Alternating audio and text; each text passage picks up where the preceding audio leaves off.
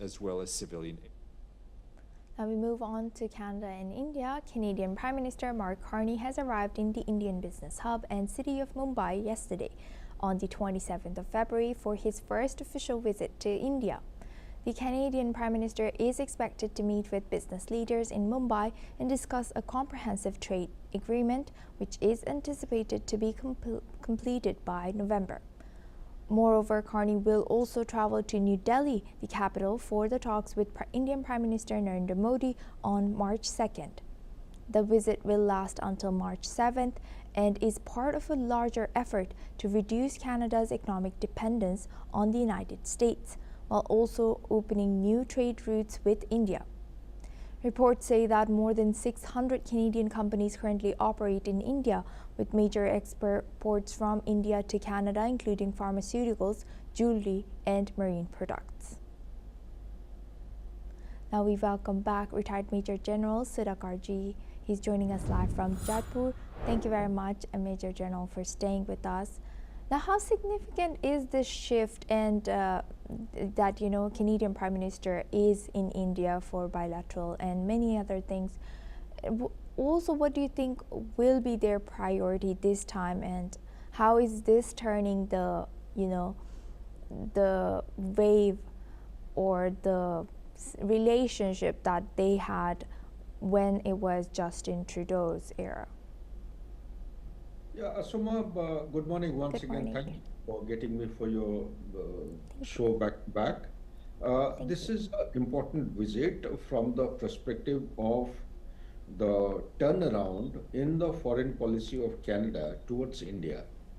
Because as long as Justin Trudeau was there, he was anti-India and he did everything which went against India, and so much so that it took a very ugly turn. So now, before the Prime Minister Carney has started his journey from Canada, he's trying to show a very serious and sincere attempt or intention to bounce back to a healthy and progressive relationship. Now, I'm using the word bounce back. I presume that at some stage we had best of relationship with Canada, because it is Canada which is destined to benefit by maintaining good relations with India in 21st century. The vice versa may not be so, but it may not be entirely correct to say that India has got nothing to benefit. You have covered in your preamble a couple of things. We have a market for labor-intensive products which can actually expand significantly. As on today, we have a very meager amount of something close to, I think, around 10 odd billions.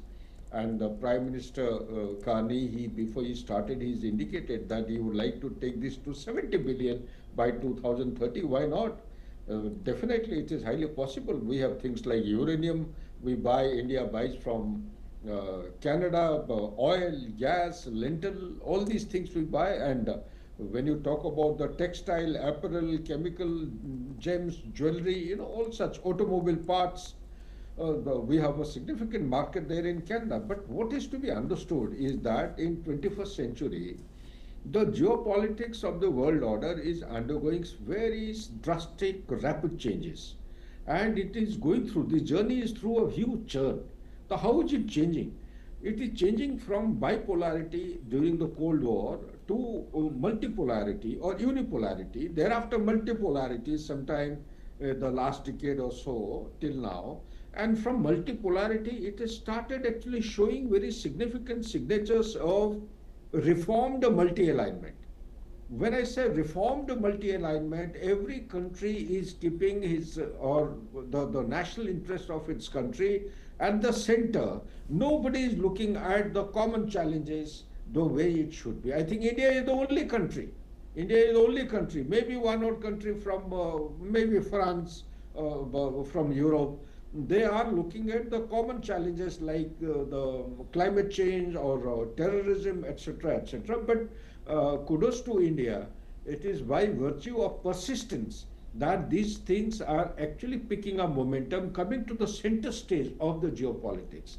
That is one part. Second part, I want to also convey that gradually the geopolitics which was predominant in 20th century has started gravitating toward geoeconomics. That means economics will play a vital role, more important role, in which China is already way ahead, miles ahead. And third and most important thing is the geoeconomics is going to be driven by geotechnology.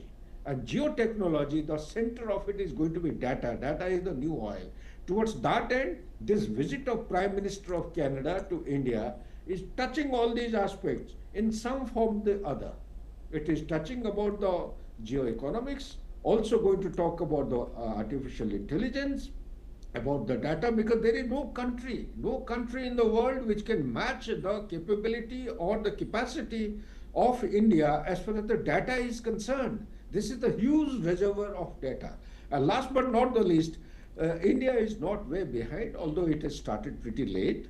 And last year only the AI mission started off. 6G also started off within a year or so. Space mission started within 1 year. But although we might have started pretty late, the beautiful thing which is actually happening in India is that India is tackling multi-layers. There are different layers at which the focus has to be given with regard to application of time, resources, investment, and people's involvement. Also, the ecosystem is being created in form of your GPU. GPUs are the processing unit, the graphic processing unit. There are almost about 38,000 or more, and you have about 200,000, startups, which is the third largest in the world. You have the data centers coming up. You have the global capability centers, which are almost about more than 1,800 as of now. A large number of them are still shifting. So likewise, Carney is trying to take advantage. And Canada, mind you, Suma, Yes. Canada has got a large number of companies operating in India, almost more than 600 if I respect my memory. And they would like to continue. Their pension fund is here in India. It's a huge chunk of money which is there in India invested, and they would like to, they have selected India as a long-term Yes. kind of a economic partner, but it may not be reflecting during, may not have reflected during Justin Trudeau. But Carney is a man of economics, he's a banker, and he's actually seen the fine line which will make a difference to the national interest of Canada. Back to you, please. With that, I'd like to thank Major General Sudhakarji for joining us today and sharing their deep insight with us on NewsX World. Now we move on to Bolivia. At least 15 people have been killed